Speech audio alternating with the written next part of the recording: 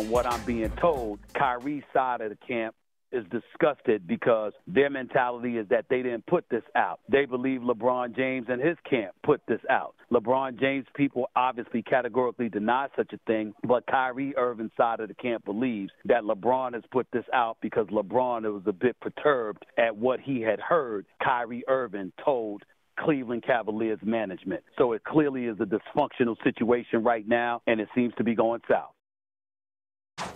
All right, so you heard what Stephen A. is saying Kyrie's camp thinks. Will, how much of this is on LeBron? Well, as for how much of the leak is on LeBron, I'm going to defer to my colleague Stephen A. Smith, who's very plugged in, I'm sure, not only with Kyrie's camp, but everyone in the NBA. But as for the entire situation, Jen, Ryan, how much of this falls back on LeBron? The answer inevitably has to be all of it.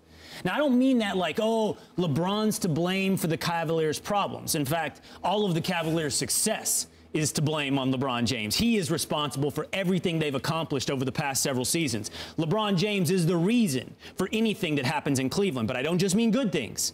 I mean bad things as well. And that is a logical consequence of being, whatever metaphor you want to pick, the heaviest weight in the room, the umbrella that shields you from rain but casts a shadow. Whatever you pick, LeBron is the reason. So let's talk about this for a minute, Ryan. Why would Kyrie demand this trade request? Well, first of all, from the wonderful reporting from Ramona Shelburne, Brian Windhorst, Adrian Wojnarowski, it could be possibly because he wants to be the man. He doesn't want to play second fiddle. He doesn't like the style of play next to LeBron. Well, if any of that is true, that's on LeBron as well. That's what life is like under the shadow of the greatest player of our generation. How about that? Mm-hmm. Is he still the greatest player on the planet? I've had that debate once or twice. He is. But whatever he is, okay, is. we know. KD's had a thing or two to say about that, Ryan. But that's a debate for another day, another time. A thing or two compared to 100 things, okay, or 1,000,000 things, okay, or 2 million things. I'm not going to take the bait. I'm not going to take the bait and go down that alley right now. However, we know that LeBron is the most dominant force in the NBA from both a playing perspective and from an attention perspective. And life under that shadow can sometimes be somewhat hard to grow, you know. And if Kyrie feels that he needs to grow, then that is a logical consequence of being next to LeBron. I'm not saying it's logical to feel that way. I'm saying it's logical to understand how one would get there. Right. If I may, you got it. There's one other option. Camp today is your day. No. There's one other option, and this is one that I have a more easy time accepting, and it's that this is all logical for Kyrie, that he's getting ahead of the game, that he's not insane, he's not insecure, that he's savvy. He sees that LeBron can be gone a year from now. He sees the uncertainty. He sees that Cleveland might not be the place a year from now that he wants to build his future around. And he's trying to get ahead of that news. He's trying to get ahead of that eventuality, and that also falls back on LeBron. LeBron creates uncertainty, not wrongly. LeBron has leverage. He uses his leverage. But like dropping something in a pool, the ripple effects go out, and then it bounces back towards you. And that uncertainty has effects on those around you, and in this case, perhaps Kyrie Irving, who wants to take some control over his future. Either way you cut it, insecurity or savvy, it does come back to LeBron.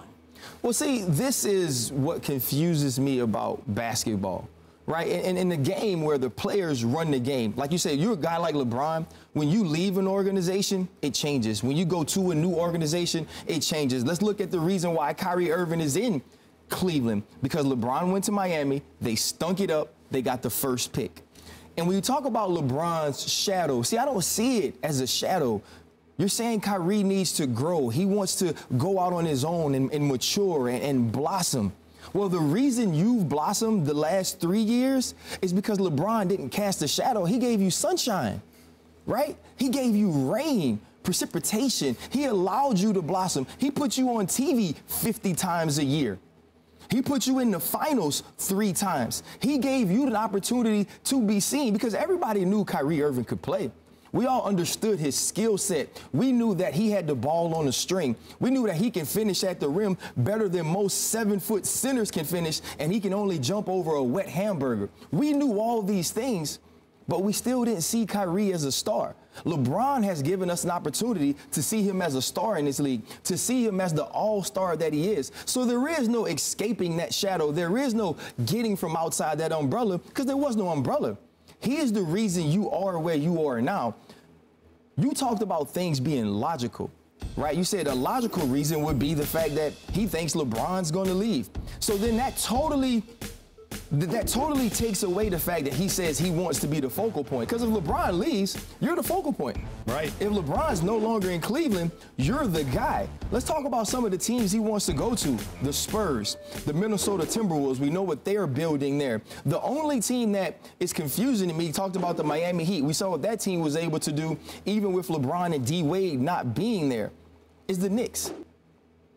Maybe he wants to go to the Knicks because he's from Jersey. But those other teams, Kawhi Leonard's the man if you go to the San Antonio Spurs. And that's not going to change because of what he can do on the defensive end, the offensive end, and the way that he facilitates offense. You come in and you're a scorer. You go to the Minnesota Timberwolves, which seems like the team he wants to go to most because he tried, according to David Aldridge, he tried to get a trade to the Bulls while Jimmy Butler was still there. So maybe that's a guy he wants to play with because I think he understands his shortcomings. And you talk about controlling his career, he knows what he needs. He knows that he's a scorer. Despite his great skill, when you watch Kyrie Irving play, it's very six-manish. It's very microwave Vinnie Johnson, if I could take it back a few years to the Detroit Pistons and the Bad Boys. Instant offense when nobody can get anything created. He can pound the ball and create shots. It looks very Jamal Crawford. It looks very Lou Williams. It's just that he has the type of skill level that made him the #1 pick. So we don't see him in that mindset or we don't see him in that space. So he has to go to a place where he has other things around him, a defender, a facilitator, guys that can help him win basketball games because he can't do that by himself.